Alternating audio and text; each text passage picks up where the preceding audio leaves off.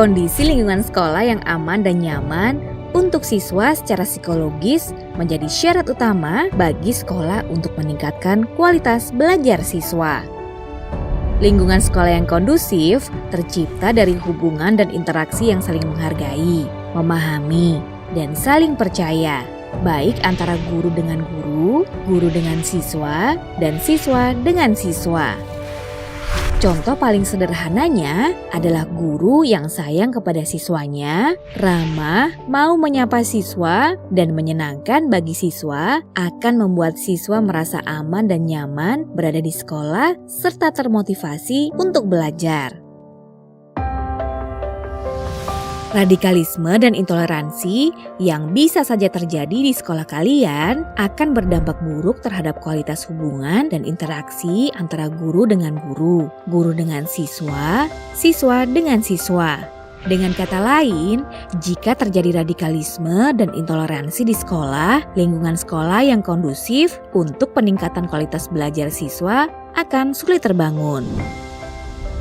Radikalisme dan intoleransi seringkali berasal dari pemahaman yang tidak sesuai atau keliru, biasa disebut sebagai miskonsepsi atau overgeneralisasi, dan prasangka dan asumsi yang subjektif dan tidak punya dasar yang kuat atau intuitif, biasa disebut sebagai stereotyping.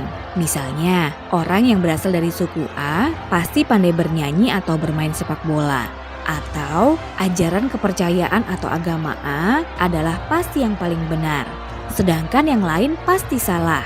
Dalam hal ini, seharusnya kita menghargai dan bertoleransi terhadap perbedaan antar suku, ras, serta agama dan keyakinan, serta gender. Sekolah memainkan peran penting dalam pencegahan radikalisme dan intoleransi.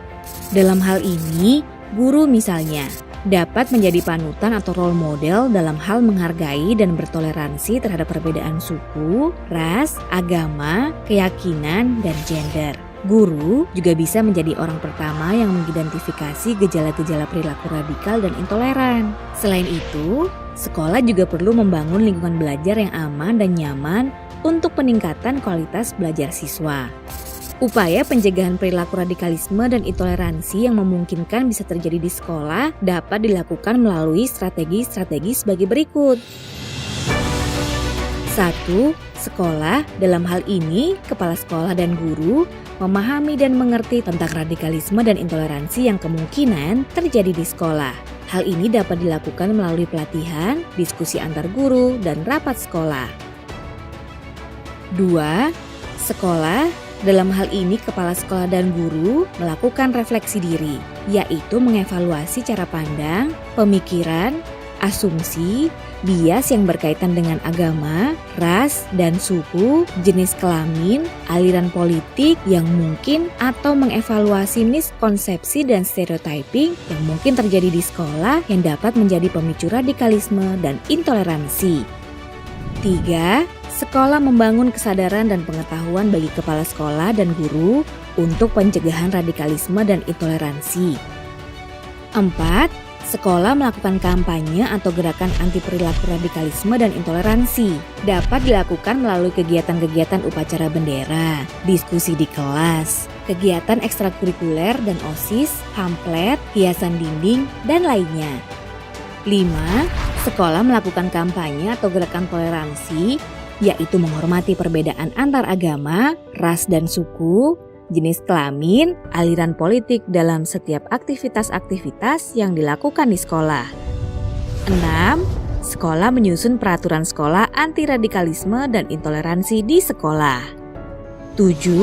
Sekolah dapat membentuk tim atau satgas anti radikalisme dan intoleransi yang bertugas mengkampanyekan anti radikalisme dan intoleransi di sekolah. 8. Dalam hal terjadi kasus radikalisme dan intoleransi di sekolah, sekolah melakukan penanganan. Penanganan dilakukan dengan tujuan untuk menyelesaikan konflik dan membangun kesadaran terhadap anti radikalisme dan intoleransi, bukan bertujuan untuk menghukum kecuali terjadi kasus berat. Mengingat beragamnya kondisi sekolah serta kearifan lokal menjadi bagian dari sekolah, pencegahan radikalisme dan intoleransi dapat disesuaikan dengan mengacu pada konsep anti radikalisme dan intoleransi dan kearifan lokal masing-masing daerah.